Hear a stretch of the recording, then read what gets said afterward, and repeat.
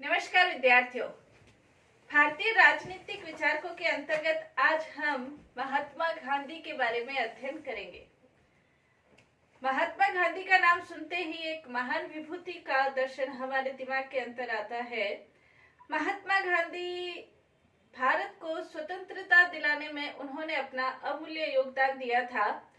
महात्मा गांधी का महत्व इस कारण से है कि उन्होंने जो स्वतंत्रता आंदोलन के लिए संघर्ष किया या जो अन्याय अत्याचार के लिए जो संघर्ष किया या दक्षिण अफ्रीका के अंतर्गत जो उन्होंने अपनी एक संघर्ष पूर्ण यात्रा की, उसका महत्वपूर्ण कारण अहिंसा के आधार पर उन्होंने अपना आंदोलन शुरू किया। या अपन इसको ये कह सकते हैं कि महात्मा गांधी ने अहिंसा सत्याग्रह के एक नवीन हथियार आंदोलन के लिए संघर्ष के लिए लोगों को प्रदान किए। क्या महात्मा गांधी से पहले लोगों को अहिंसा सत्याग्रह के बारे में पता नहीं था? महात्मा गांधी से पहले भी भारतीय सभ्यता और संस्कृति सत्य अहिंसा धर्म सहिष्णुता इनके ऊपर आधारित रही है और भारतीय संस्कृति में तो सत्य और अहिंसा को प्रारंभ से ही महत्व दिया जा रहा है। लेकिन महात्मा गांधी का महत्व इस कारण से है कि उन्होंने सत्य और अहिंसा पर आधारित अपनी विचारधारा या अपना जो नैतिक आंदोलन है उसको मानव जीवन के व्यक्तिगत पक्ष से उठाकर उसे व्यापक संदर्भ का मतलब जो व्यक्तिगत सामाजिक राष्ट्रीय आर्थिक अंतरराष्ट्रीय स्तर तक भी उन्होंने सत्य और अहिंसा को पहुंचाया। महात्मा गांधी ने न सिर्फ इसके अंतर्गत उन्होंने उपदेश दिए बल्कि महात्मा गांधी का स्वयं का जीवन भी यदि देखा जाए तो महान त्याग तपस्या के से विभूषित था और महात्मा गांधी के अंतर्गत इतनी महान विभूति थे कि उनके ऊपर हजारों की संख्या में किताबें लिखी जा चुकी है। हजारों की संख्या में कई देशों ने अपने डाक टिकट उनके ऊपर निर्धारित किए हैं, कई सम्मान उनके नाम से मिलते हैं। कहने का तात्पर्य यह है कि महात्मा गांधी ने सत्य और अहिंसा के आधार पर जो अपनी विचारधारा सामाजिक आर्थिक राजनीतिक सभी क्षेत्रों में पेश की और उन्होंने आंदोलन के अन्याय अत्याचार के आंदोलन के लिए संघर्ष के लिए एक नवीन हथियार न सिर्फ भारतीयों को प्रदान किए बल्कि विश्व को अंतर्राष्ट्रीय स्तर पर भी इन हथियारों का प्रयोग हुआ। जैसे नेल्सन मंडेला ने भी इनके आधार पर अपने स्वतंत्रता आंदोलन जारी किया था। कहने का तात्पर्य यह है कि महात्मा गांधी इतनी एक महान विभूति थे कि जिन्होंने आंदोलन के लिए संघर्ष के लिए न सिर्फ नवीन हथियार भारतीयों को बल्कि अंतर्राष्ट्रीय स्तर पर भी प्रदान किए और सभी क्षेत्रों के अंतर्गत महात्मा गांधी ये सोचते थे कि संसार के अंतर्गत आज भी उस समय भी और आज भी जो सारी समस्याएं हैं उनका यदि मूल रूप हम देखें, मूल जड़ देखें तो मूल जो उनकी जड़ है सारी समस्याओं की वो नैतिक है। और यदि सभी समस्याओं की मूल जड़ नैतिक है तो यदि नैतिकता का स्तर हम सही करते हैं तो नैतिकता का स्तर जब सही होगा यानी कि मानव के अनुसार व्यवहार करना शुरू करेगा तो सारी समस्याएं हल हो सकती है। महात्मा गांधी के लिए जैसे डॉक्टर पीएस रमैया ये कहते हैं कि गांधीवाद नीतियों सिद्धांतों नियमों आदेशों निषेधों आदि का सिद्धांत नहीं है वरन जीवन का एक रास्ता है। इसके द्वारा जीवन की समस्याओं के प्रति एक नवीन दृष्टिकोण का प्रतिपादन हुआ है या पुरातन दृष्टिकोण की पुनर्व्याख्या। पुरातन दृष्टिकोण यानी कि जो सत्य अहिंसा सत्याग्रह पर जो पुरातन दृष्टिकोण है उसकी पुनर्व्याख्या करते हुए आधुनिक जो समस्याएं हैं, आधुनिक किसी भी प्रकार की यदि हम समस्या लेते हैं तो उन समस्याओं का समाधान महात्मा गांधी के नैतिक जो सिद्धांत है, सत्य अहिंसा के जो सिद्धांत है, नैतिक मूल्यों पर जो आधारित सिद्धांत है उनमें देखे जा सकते हैं। महात्मा गांधी का यदि थोड़ा सा जीवन परिचय देखा जाए तो महात्मा गांधी का जन्म हम सभी जानते हैं 2 अक्टूबर 1869 को काठियावाड़ के पोरबंदर स्थान के अंतर्गत हुआ था। मोहनदास इनके पिताजी का नाम था। दक्षिण अफ्रीका के अंतर्गत इंग्लैंड से लौटने के बाद उन्होंने वकालत शुरू की और एक धनाढ्य सेठ के सानिध्य में उनके मुकदमे के सिलसिले में उन्हें दक्षिण अफ्रीका जाना पड़ा था। दक्षिण अफ्रीका के अंतर्गत जब उन्होंने ये देखा कि यहाँ पर एशिया वालों के ऊपर बहुत ज्यादा भेदभाव की नीति अपनाई जाती है, तो उन्होंने सत्याग्रह पर आधारित अपना आंदोलन किया था और 1893 से 1914 तक वो दक्षिण अफ्रीका के अंतर्गत ही रहे थे और सत्याग्रह के माध्यम से उन्होंने कई महत्वपूर्ण कानूनों में संशोधन किया, जिसमें एशियाटिक रजिस्ट्रेशन एक्ट दक्षिण अफ्रीका की सरकार को रद्द करना पड़ा था। 1914 के अंतर्गत उन्होंने भारतीय राजनीति में प्रवेश किया और भारतीय राजनीति में प्रवेश करने के बाद 1914 के बाद भारतीय स्वतंत्रता आंदोलन की जो बागडोर है वो महात्मा गांधी ने ही संभाली थी। और यदि देखा जाए तो चंपा का आंदोलन, खेड़ा का आंदोलन, चंपारण का आंदोलन, खेड़ा का आंदोलन, 1920 में असहयोग आंदोलन, 30 में सविनय अवज्ञा आंदोलन, 1942 के अंतर्गत भारत छोड़ो आंदोलन महात्मा गांधी के नेतृत्व में ही चलाए गए थे और ये सभी आंदोलन सत्य अहिंसा पर ही आधारित थे। यहाँ पर हिंसा के आधार पर किसी भी प्रकार का कोई आंदोलन नहीं था और असहयोग आंदोलन में जब हिंसा थोड़ी सी व्याप्त हुई तो महात्मा गांधी ने असहयोग आंदोलन को वापस ले लिया था। 1947 में जब भारत को स्वतंत्रता मिली थी तो किसी भी पद को स्वीकार करने से उन्होंने मना कर दिया था और 1948 30 जनवरी 1948 के अंतर्गत नाथूराम गौडसे के द्वारा उनकी हत्या कर दी गई थी। यदि उनके विचारों को यदि देखा जाए तो उनके विचार सत्य अहिंसा पर आधारित है। उनके विचारों का यदि क्रमबद्ध रूप से अध्ययन किया जाए तो पहला हम इनके लेते हैं इनके बारे में। जैसे महान वैज्ञानिक आइंस्टाइन ये कहते थे कि आने वाली पीढ़ियां शायद ही विश्वास कर सके कि ऐसे हड्डी मांस वाला मनुष्य इस धरती पर कभी पैदा हुआ होगा। आने वाली पीढ़ियों को शायद विश्वास नहीं होगा। इसी प्रकार अनेक विद्वानों ने अनेक प्रकार के व्याख्याएं महात्मा गांधी के लिए की है। महात्मा गांधी के यदि विचार देखें, पहला उनका राजनीति का आध्यात्मिकरण। महात्मा गांधी राजनीति को आध्यात्मिकता पर आधारित करना चाहते थे। आध्यात्मिकता से उनका मतलब किसी धर्म विशेष की पूजा पद्धति या धर्म विशेष को मानने जानने से नहीं था, बल्कि आध्यात्मिकता से उनका मतलब मानवीय सेवा से था। महात्मा गांधी ये कहते हैं कि आध्यात्मिकरण के द्वारा ही राजनीति के आध्यात्मिकरण के द्वारा ही राजनीति को शुद्ध किया जा सकता है, नैतिक किया जा सकता है और शुद्ध और नैतिक राजनीति ही वास्तव में मानव के विकास के परिणाम हो सकती है, मानव के विकास के लिए उत्तरदायी हो सकती है। महात्मा गांधी के पहला इसके अंतर्गत पॉइंट देखें तो सभी विचारों का जो मूल स्रोत है वो धार्मिक है। महात्मा गांधी ने सभी क्षेत्रों के अंतर्गत अपने विचार प्रकट किए हैं। सामाजिक क्षेत्र के अंतर्गत भी उनके विचार है, राजनीतिक भी है, धार्मिक भी है, लेकिन उनके मूल विचारों का जो स्रोत है वो धार्मिक ही है। चाहे सामाजिक विचार हम ले, चाहे धार्मिक विचार ले, आर्थिक ले, राजनीतिक ले, महात्मा गांधी ने खुद ने ये कहा है, मानव क्रियाओं से पृथक कोई धर्म है ही नहीं। मानव क्रियाओं से पृथक रहकर धर्म कोई अलग वस्तु हो, मानव से अलग वस्तु हो, ऐसा नहीं है, बल्कि मानव क्रियाओं से ही सम्मिलित धर्म है। नेक्स्ट इसके अंतर्गत कह सकते हैं कि राजनीति में नीति को महत्व दिया। महात्मा गांधी ने राजनीति के अंतर्गत राज यानी कि सत्ता को ज्यादा महत्व नहीं देते थे, बल्कि राजनीति में नीति यानी कि नैतिकता को ज्यादा महत्व देते थे। महात्मा गांधी ने ये कहा भी था कि मैं एक धार्मिक व्यक्ति हूँ और मैं उस समय तक धार्मिक जीवन व्यतीत नहीं कर सकता जब तक कि मैं अपने आप को संपूर्ण मानवता के साथ एकाकार नहीं कर सकता, और मैं तब तक अपने आप को संपूर्ण मानवता के साथ एकाकार नहीं कर सकता जब तक कि मैं राजनीति में प्रवेश नहीं करता हूँ। इसलिए वास्तविक रूप में देखा जाए तो वो एक आध्यात्मिक और धार्मिक संत थे, लेकिन उनका जो मूल उद्नीतिक और धार्मिक व्यक्ति ही थे, आध्यात्मिक संत थे, लेकिन वो राजनीति के अंतर्गत धर्म को प्रवेश करवाना चाहते थे, इसलिए उन्होंने राजनीति में प्रवेश किया। वो ये कहते हैं कि राजनीति में नीति को यानी कि नैतिकता को महत्व देना चाहिए, क्योंकि वास्तविक रूप से यदि समस्याएं देखी जाए तो सारी समस्याओं का मूल नैतिक है।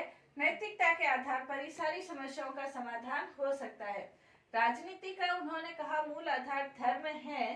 राजनीति का मूल आधार धर्म है, इसका तात्पर्य यह है कि धर्म का वास्तविक उद्देश्य मानव जाति की सेवा करना है। धर्म कोई धर्म विशेष की पूजा पद्धति या सिद्धांतों को मानना नहीं, बल्कि धर्म का वास्तविक उद्देश्य है कि मानवता की सेवा की जाए, मानव मात्र का कल्याण किया जाए, मानव मात्र का विकास किया जाए। महात्मा गांधी ने कहा भी था, धर्म से पृथक राजनीति मृत्यु जाल है, क्योंकि यह आत्मा का हनन कर देती है। आत्मा का हनन कर देती है। व्यक्ति आत्मा का हनन का तात्पर्य यह है कि व्यक्ति अपना जो जीवन है भौतिक आवश्यकताओं की पूर्ति के लिए या भौतिक भोग विलास के लिए, या कह सकते हैं कि सिर्फ स्वार्थों में लिप्त होकर व्यक्ति अपना जीवन व्यतीत करता है, तो वो अपनी आत्मा के लिए तो कुछ करता नहीं है। तो इसलिए महात्मा गांधी ये कहते हैं कि यदि हम धर्म को अलग कर देते हैं, राजनीति से धर्म को पृथक कर देते हैं, तो वो एक मृत्यु जाल की तरह है और ये व्यक्ति की आत्मा का ही हनन कर देती है। इसलिए राजनीति में धर्म होना अनिवार्य है। कई ऐसे पाश्चात्य विचारक हैं, जैसे मैकियावेली है, हॉब्स है, वो ये मानते हैं कि राजनीति और धर्म पृथक पृथक होने चाहिए। राजनीति अलग है और धर्म अलग है, और धर्म का स्थान राजनीति से नीचे के स्तर पर है। राजनीति है वो धर्म को नियंत्रित करे, लेकिन महात्मा गांधी ने बिल्कुल उससे उलट अपने विचार प्रकट किए हैं। महात्मा गांधी ये चाहते हैं राजनीति और धर्म पृथक पृथक नहीं है, बल्कि राजनीति और धर्म दोनों एक ही है, एक ही सिक्के के पहलू है।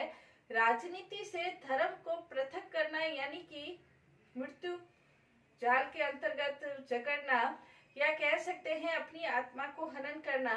यहाँ धर्म का मतलब, राजनीति के अंतर्गत धर्म का मतलब है कि व्यक्ति अपना आध्यात्मिक जीवन व्यतीत करे, नैतिक जीवन व्यतीत करे। और जब राजनेता, नेता या देश को संभालने वाले लोग आध्यात्मिक रूप से परिपूर्ण होंगे या आध्यात्मिक रूप से सर्वे सर्वा होंगे, आध्यात्मिक व्यक्ति होंगे, तो उनका मूल उद्देश्य जो है वो मानव की सेवा होगा, मानव का कल्याण होगा, मानव जाति के लिए अपना सब कुछ त्याग करने के लिए तैयार रहने वाला जब जीवन होगा। ऐसे लोग जब राजनीति में प्रवेश करेंगे, यानी कि धार्मिक, नैतिक, आध्यात्मिक लोग, धर्म विशेष के आधार पर नहीं बल्कि जो नैतिक मूल्यों से परिपूर्ण लोग जब राजनीति में प्रवेश करते हैं, तब राजनीति अपने वास्तविक उद्देश्य, राजनीति का वास्तविक उद्देश्य मानव का कल्याण है, स्वयं का कल्याण नहीं है। तो वास्तविक रूप से जब ऐसे लोग प्रवेश करते हैं तो वास्तव में राजनीति बनती है, यानी कि वहां पर नैतिकता का ज्यादा महत्व होता है, सत्ता का नहीं। तो इसलिए महात्मा गांधी ये चाहते थे कि राजनीति में धर्म का महत्व हो, धर्म स्थापित होना चाहिए, आध्यात्मिक, नैतिक, मानवीय मूल्यों का राजनीति में महत्वपूर्ण स्थान होना चाहिए। इससे पृथक राजनीति मृत्यु जाल के समान है। नेक्स्ट उन्होंने ये कहा, मानवीय कार्यों के सभी क्षेत्रों में नैतिक संहिता लागू होनी चाहिए। धर्म को यदि व्यक्तिगत वस्तु माना जाए कि व्यक्तिगत जीवन में तो मैं धार्मिक सिद्धांतों का पालन करता हूँ, लेकिन मैं सार्वजनिक जीवन में धार्मिक सिद्धांतों का पालन नहीं कर सकता। महात्मा गांधी कहते हैं कि व्यक्ति की अंतरात्मा एक ही है, दो अंतरात्मा नहीं है। एक व्यक्तिगत अंतरात्मा हो, एक सार्वजनिक अंतरात्मा हो, ऐसी दो अंतरात्माएं नहीं है।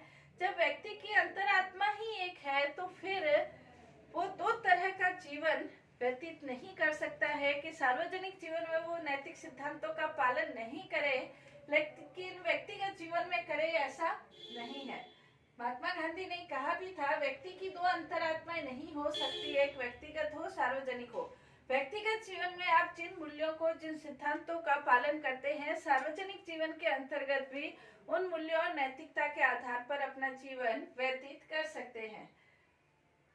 आगे महात्मा गांधी ने कहा, राजनीति में धर्म की अनिवार्यता।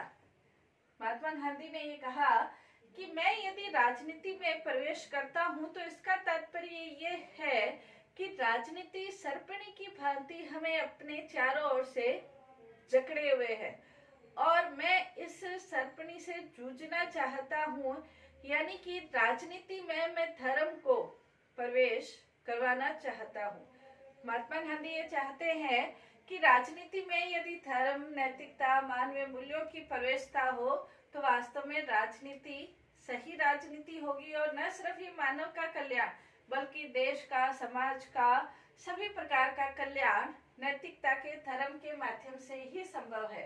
तो महात्मा गांधी राजनीति का आध्यात्मिकरण करना चाहते थे, यानी कि राजनीति के अंतर्गत धर्म का यहाँ पे मूल्य, जो मानवीय मूल्य है, नैतिक मूल्य है, आध्यात्मिक मूल्य है, उनका प्रवेश करवाना चाहते थे।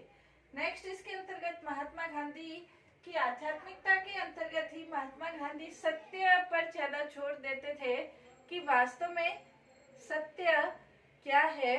तो इसके लिए महात्मा गांधी ने कहा कि सत्य ईश्वर है और यदि आप असत्य का प्रयोग करते हैं तो एक तरीके से आप ईश्वर से विमुख हो जाते हैं। कुछ विचारकों का ये मानना है, महात्मा गांधी ये कहते हैं कि लोगों के लिए बड़ा कठिन विषय लगता है कि सत्य क्या है। सत्य क्या है, इसका उत्तर देते हुए महात्मा गांधी ने कहा कि लोगों के लिए वास्तव में कठिन है कि सत्य क्या है, लेकिन मैंने अपने स्वयं के लिए इसका उत्तर खोज लिया है। सत्य क्या है, उसके लिए गांधी ये कहते हैं कि जो आपकी अंतरात्मा कहती है वो सत्य है। इसके लिए महात्मा गांधी ने ये कहा कि आपकी अंतरात्मा हमेशा, अगर आप कोई गलत कार्य करते हैं तो हमेशा आपकी अंतरात्मा आपको सही कार्य करने के लिए अवश्य सचेत करती है और जो आपकी अंतरात्मा कहती है वो वास्तव में सत्य है। इसके साथ ही साथ महात्मा गांधी ने ये भी कहा कि कई बार ऐसा होता है कि आप अपनी अंतरात्मा की आवाज को कुचल देते हैं और बार बार कुचलते हैं तो अंतरात्मा से आवाज आना बंद हो जाती है। तो इसके लिए महात्मा गांधी ने कहा कि सत्य का प्रयोग करने के लिए, सत्य को स्थापित करने के लिए आवश्यक है कि आपकी अंतरात्मा शुद्ध होनी चाहिए।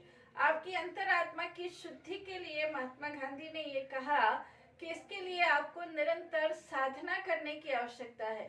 साधना करने के लिए महात्मा गांधी ने ये कहा कि इसके लिए सत्य, अहिंसा, सत्याग्रह, अस्तेय, ब्रह्मचर्य, इन सिद्धांतों के आधार पर निरंतर आप इन सिद्धांतों का प्रयोग अपने जीवन में करते हैं तो आपकी अंतरात्मा निरंतर शुद्ध होती जाती है। आगे इसका उत्तर देते हुए भी महात्मा गांधी ने कहा कि क्या किसी एक आम व्यक्ति के लिए सत्य, अहिंसा, अस्तेय, परिग्रह, ब्रह्मचर्य, इनका पालन करना क्या एक आम व्यक्ति के लिए संभव हो सकता है? तो इसके लिए भी महात्मा गांधी ने कहा कि आम व्यक्ति के लिए पूर्ण रूप से इसका पालन करना संभव नहीं भी हो तो भी इसके लिए प्रयास अवश्य ही किए जा सकते हैं। तो सत्य के संदर्भ में महात्मा गांधी ये कहते हैं कि सत्य ये भी नहीं है कि आप अपनी बात जो कहते हैं वो बात ही सही हो, दूसरे की बात है वो हमेशा गलत हो, ऐसा नहीं है। इसके लिए महात्मा गांधी ने कहा कि आपका जो सत्य है वो पूर्ण रूप से पूर्वाग्रह और दुराग्रह इन दोनों से अलग होगा, मुक्त होगा। यानी कि दूसरे भी यदि किसी बात पर कोई बात कहते हैं, विचार रखते हैं तो उसके अंतर्गत भी सत्य का अंश स्वीकार करना और फिर उस बात से सहमत होना, ये सत्य के अंतर्गत ही शामिल है। सत्य ये नहीं है कि आप अपने बात को ही सही मानो और पूरी दुनिया की बात को झूठा मानो, ये सत्य नहीं है। तो महात्मा गांधी ने कहा ईश्वर सत्य है। दूसरा उन्होंने कहा कि जो आपकी अंतरात्मा कहती है वो सत्य है। अंतरात्मा की शुद्धि के लिए हमेशा प्रयास किया जाना चाहिए और जो सत्य है वो पूर्वाग्रह दुराग्रहों से मुक्त यानी कि नम्रचित होना चाहिए। दूसरे व्यक्ति भी सत्य है, इस अंश को स्वीकार करना चाहिए। तो आज हमने राजनीति की आध्यात्मिकता के बारे में अध्ययन किया, आध्यात्मिकता के अंतर्गत ही सत्य के बारे में अध्ययन किया। नेक्स्ट हमारी जो क्लास होगी उसके अंतर्गत हम महात्मा गांधी के अहिंसा के बारे में क्या विचार है उसके बारे में हम अध्ययन करेंगे। धन्यवाद।